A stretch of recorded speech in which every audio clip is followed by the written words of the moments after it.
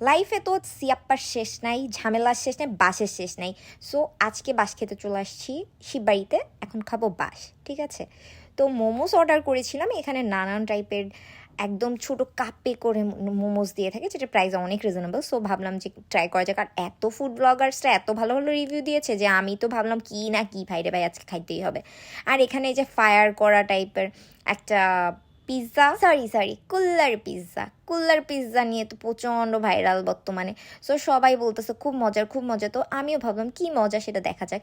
এমন মজা খাইছি রে ভাই, মজা হয়ে গেছি নিজেই। তো এই যে দেখতে যতটা সুন্দর লাগতেছে না, খাইতে কিন্তু টেস্ট কিছুই নাই এর ভিতরে। এর ভিতর মেও নাই, সস নাই, কোনো টেস্ট নাই, একদম টেস্টলেস একটা ব্যাপার আছে না, সেইটাই। 180 টাকা নিয়েছিল এটার প্রাইস, পুরাই ফালতু জিনিস বলা যেতে পারে। অ্যান্ড যে আমি মোমোটা নিয়েছিলাম সেটা আরও ফালতু।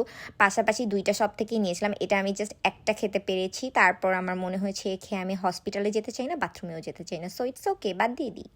অ্যান্ড দেন এই যে ঘুরতেছিলাম, অ্যান্ড একটা ডগি কি সুন্দর করে এই পিছেটা লাথি মারতেছে। কেন ভাই লাথি মারতে গেলি কেন? জানি না কেন দিচ্ছিল। যাই হোক, উল্টাপাল্টা কথা বলা বাদ দিয়ে এখন যাচ্ছি বাসায়। বাসায় যেয়ে পরে কথা হবে আপনাদের সাথে, দেখা হবে নেক্সট ভিডিওতে। বাই।